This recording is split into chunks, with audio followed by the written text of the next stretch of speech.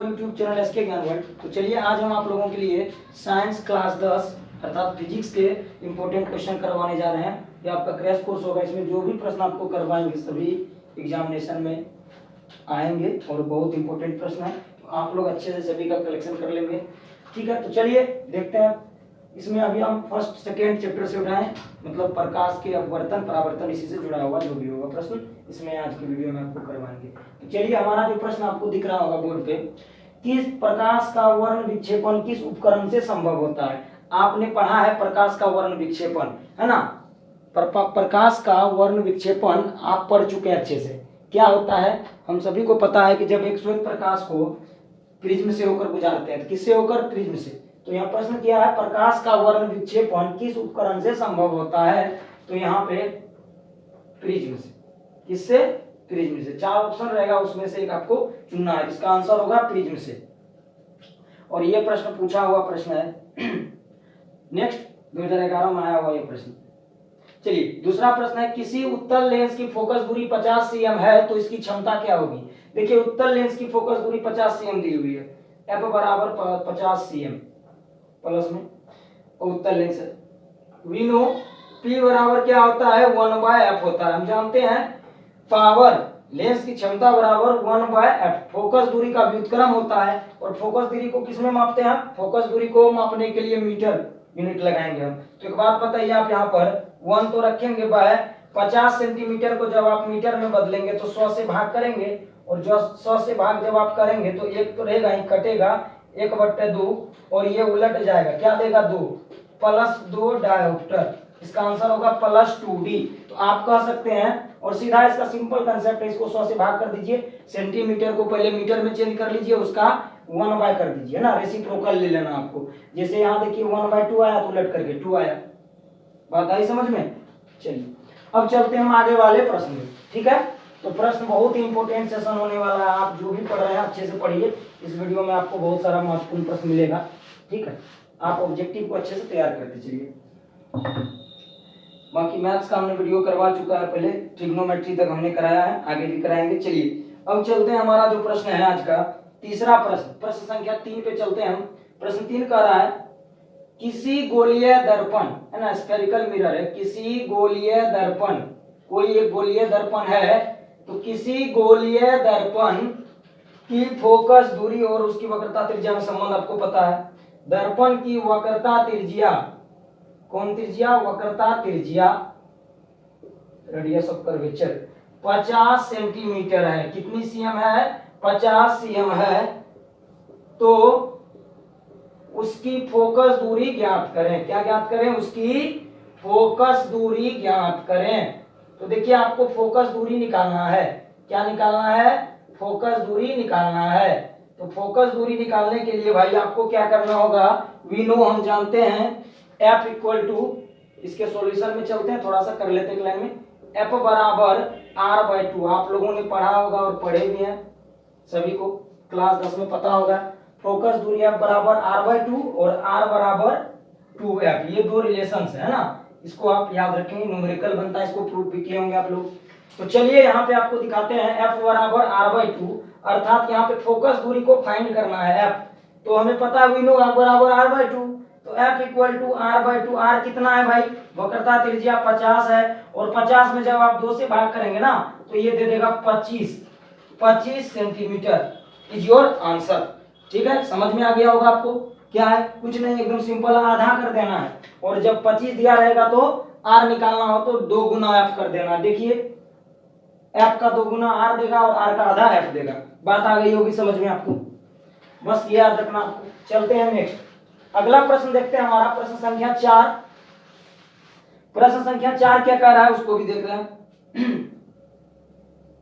कर side mirror, बहुत ही important question है, कई बार एग्जाम में आया हुआ है। साइड मिरर के रूप में, साइड मिरर आप देखे होंगे ऑटोमोबाइल्स के साइड में लगा होता है, मोटरसाइकिल के या फिर और भी वाहन के साइड में, जिससे हम पीछे की वस्तु को देखते हैं ताकि गाड़ी आसानी से चला सके, आगे पीछे से कौन आ रहा है उसको देख सके। देखने के लिए साइड में देखे होंगे मिरर लगा रहता है, जिसको हम साइड मिरर कहते हैं। तो साइड मिरर के रूप में, है ना, साइड मिरर के रूप में, इसके रूप में, साइड मिरर के रूप में कौन सा दर्पण प्रयुक्त होता है। साइड मिरर के रूप में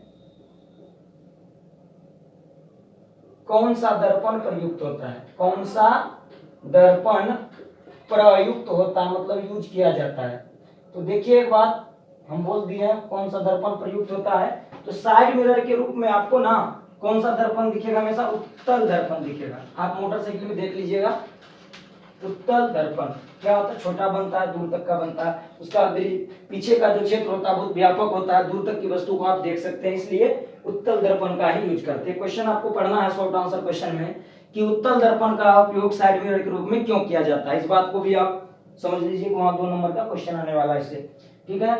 नेक्स्ट चलते हैं हम लोग 5वें प्रश्न पे, उसके बाद नीचे मिटाएंगे भी जगह है, लिखते हैं। 5वां प्रश्न है हमारा, चलिए अच्छा, उत्तल लेंस की फोकस दूरी क्या होती है, उत्तल लेंस की फोकस दूरी क्या होती है। तो उत्तल लेंस की फोकस दूरी धनात्मक होती है या ऋणात्मक होती है या दोनों। फोकस दूरी क्या होती है, तो फोकस दूरी क्या होती है, तो चलिए चलते हम लोग देखते हैं। उत्तल लेंस की फोकस दूरी क्या होती है, तो ये धनात्मक होती है, हमेशा क्या होती है, धनात्मक होती है, पॉजिटिव। क्या होती है, पॉजिटिव, मतलब कि ये कि धनात्मक होती है। चलिए आगे चलते हम लोग। अभी कह रहा हजामती दर्पण के रूप में किसका यूज किया जाता है, दाढ़ी बनाने के लिए, है ना, हजामती दाढ़ी बनाने के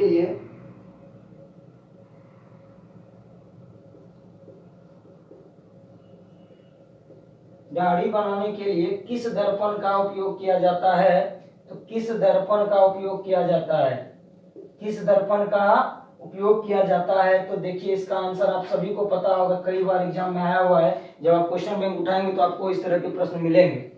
तो का उपयोग किया जाता है, तो देखिए यहाँ पे इसका आंसर हम आपको बता रहे हैं क्या होगा, इसका होगा अवतल दर्पण। कौन सा दर्पण, अवतल दर्पण, क्योंकि इसमें बड़ा दिखता है और आसानी से सेव किया जा सकता है। चलिए और नेक्स्ट क्वेश्चन पे चलते हैं हम। एक बहुत ही शानदार क्वेश्चन है तो बहुत इजी, आपसे भी बनेगा, सभी से बनेगा। इस बार फोकस दूरी बराबर 1 मीटर दिया हुआ है, लेंस है उत्तल, तो कह रहा है इसकी क्षमता क्या होगी, मतलब ये इसको प्रश्न बना के हम लिख रहे हैं। प्रश्न संख्या कितना, 5 हो गया होगा शायद, जो भी हो 6 से हम चल रहे हैं, शायद 5 तक किए थे, देख लीजिए 6 तक किए होंगे तो 7 होगा, शायद 7 है, इसके लिए ध्यान में नहीं है, देख लीजिएगा। 1 मीटर फोकस दूरी वाले, 1 मीटर फोकस दूरी वाले उत्तल लेंस, कौन सा लेंस, तो उत्तल लेंस की क्षमता क्या होगी, उत्तल लेंस की क्षमता क्या होगी।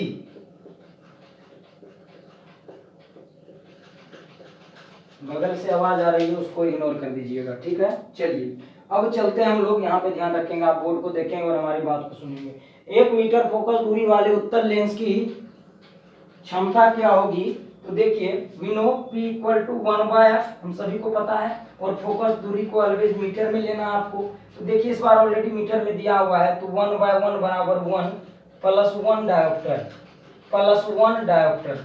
फोकस लेंस की क्षमता को किस में मापते हैं, डायोप्टर में मेजर करते हैं हम, और आपको पता है 1 डायोप्टर होगी इसकी क्षमता, कितनी होगी, 1 डायोप्टर होगी, ठीक है। और चलते हैं आगे हम लोग, हमारा जो अगला प्रश्न है उसको देखते हैं। किस पदार्थ का प्रयोग लेंस बनाने के लिए नहीं किया जा सकता, इसमें 4 ऑप्शन है, ऑप्शन सुन लीजिए। ऑप्शन है आपका जल, कांच, प्लास्टिक और मिट्टी। किस पदार्थ का प्रयोग लेंस बनाने के लिए नहीं किया जा सकता है, किस पदार्थ का प्रयोग लेंस बनाने में नहीं किया जा सकता है, लेंस बनाने में नहीं किया जा सकता है, किस पदार्थ का प्रयोग लेंस बनाने में नहीं किया जा सकता है। तो चलिए हम लोग चलते हैं, बहुत आसान प्रश्न है, 4 ऑप्शन था, इसमें से ऑप्शन साइड में लिखते हैं, जल, बी में देखिए मिट्टी, सी में क्या था, कांच, और डी में था प्लास्टिक। किसका प्रयोग जो है लेंस बनाने में नहीं किया जा सकता है? तो देखिए इसमें से एक ही डिफरेंट है, मिट्टी। इससे आप लेंस को नहीं बना सकते, ठीक है। लेंस बनाने में इसका प्रयोग नहीं किया जा सकता। जो प्रश्न कह रहा है अकॉर्डिंग टू उसी के अनुसार इसका आंसर होगा, प्रश्न के अनुसार। चलिए अकॉर्डिंग टू क्वेश्चन। अब अगला प्रश्न पे हम लोग चलते हैं। 8 हो चुका है, 9वां 10वां करेंगे हम लोग। चलिए इसको मिटाते हैं, थोड़ा सा जगह खाली हो जाएगा। फिजिक्स का आपका ये है, अभी आपके लिए वीडियो लाते रहेंगे साइंस में भी। चलिए ठीक है। अब अगला प्रश्न है सरल सूक्ष्मदर्शी, है ना, आप पढ़े हुए स्टूडेंट। प्रश्न संख्या 9, सरल सूक्ष्मदर्शी, अभी प्रकाश के चैप्टर से लाए हुए प्रश्न। सरल सूक्ष्मदर्शी में किस लेंस का प्रयोग किया जाता है ना? सरल सूक्ष्मदर्शी में किस लेंस का प्रयोग किया जाता है? तो देखिए किस लेंस का प्रयोग किया जाता है, उत्तल या अवतल? तो देखिए आप लोग आसानी से समझ में आने वाला है, इसमें कुछ है नहीं, बस आपको ध्यान में रखना है मेमोरी में।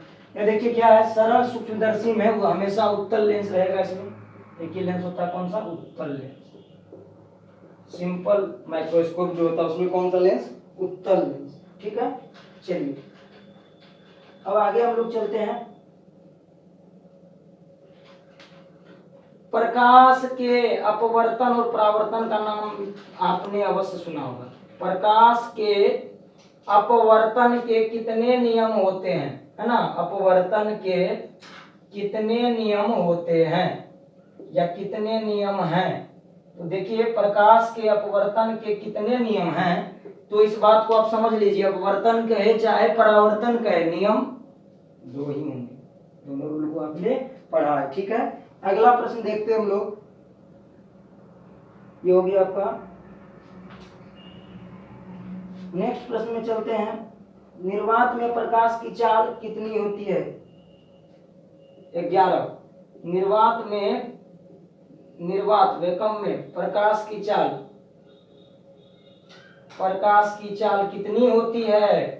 प्रकाश की चाल आप चाहे तो इस प्रश्नों को अच्छे से नोट कर लीजिएगा। कितनी होती है निर्वात में प्रकाश की चाल कितनी होती है? तो देखिए 3 गुना 10 पर पावर 8 मीटर पर सेकेंड।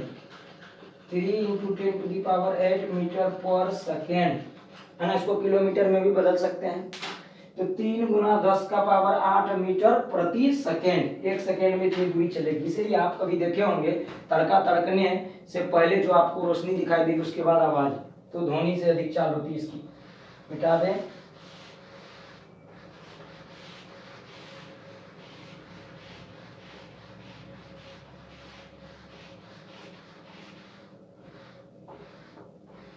चलते हम लोग आगे के प्रश्न में, ठीक है। 11 हो चुका है। क्वेश्चन नंबर 12 15 तक आपको करवा दे रहे हैं आज, फिर अगले वीडियो में लेकर के आएंगे, ठीक है। 12 नंबर के प्रश्न को देखते हैं।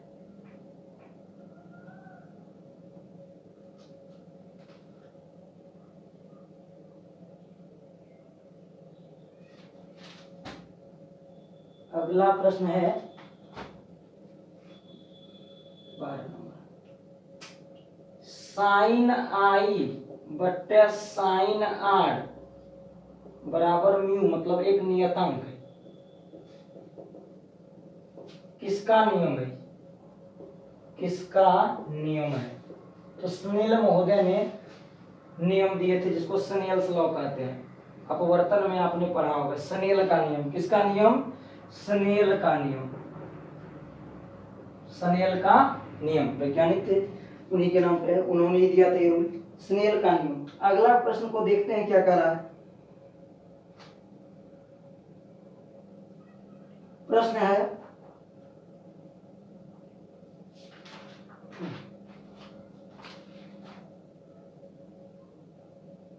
एक अवतल दर्पण की फोकस दूरी -2 मीटर है।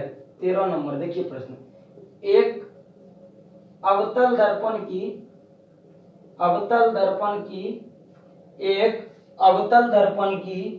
फोकस दूरी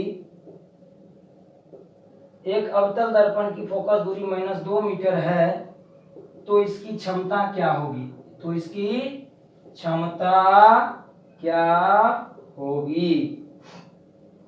तो इसकी क्षमता क्या होगी?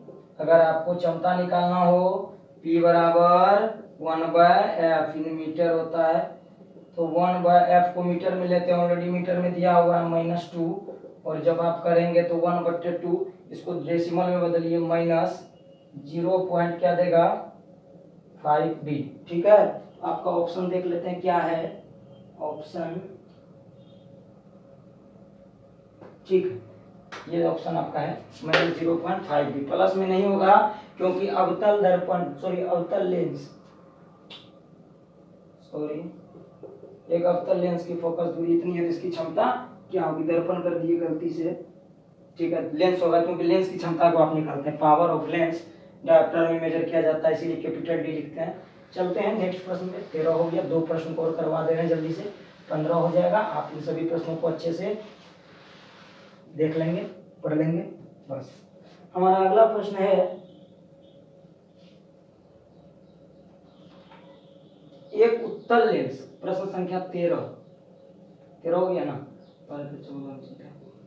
एक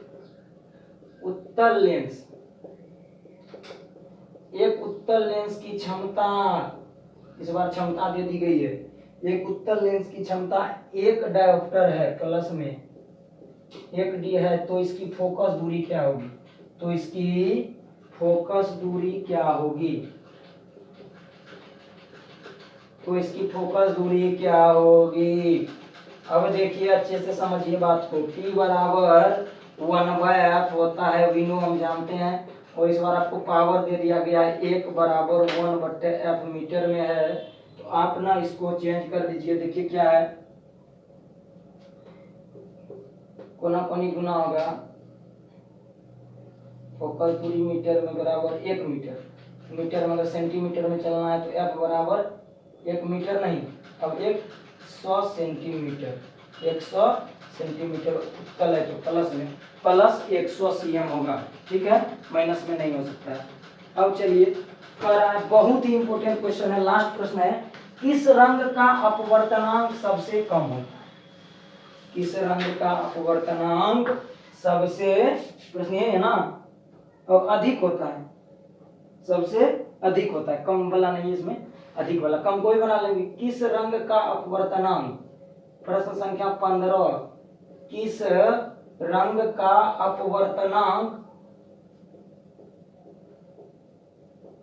किस रंग का अपवर्तनांक सब अधिकतम होता है ना,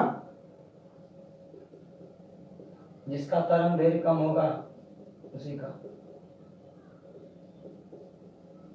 तो देखिए बैगनी का 4 ऑप्शन है इसमें से, लाल है, पीला है, हरा है और बैगनी है, तो आपको ना बैगनी को चुन लेना। और जब प्रश्न कहता है किस रंग का अपवर्तनांक कम होता है तो लाल। ठीक है, लाल का तरंग दैर्घ्य अधिक होता है, विचलन जिसका तरंग दैर्घ्य अधिक, विचलन कम जिसका तरंग दैर्घ्य कम, विचलन अधिक, ये बात है इसमें। चलिए, तो 15 प्रश्न आपको आज हम करवाए हैं, फिर एक वीडियो लाएंगे उस पर आपको और आगे के प्रश्न को करवाएंगे। जहाँ तक होगा पहले ऑब्जेक्टिव आपको हम करवाते चल रहे हैं और आप लोग तो अपनी पढ़ाई कर रहे होंगे। ठीक है, साइड से आपको मदद मिल जाएगा। Thanks for watching this video.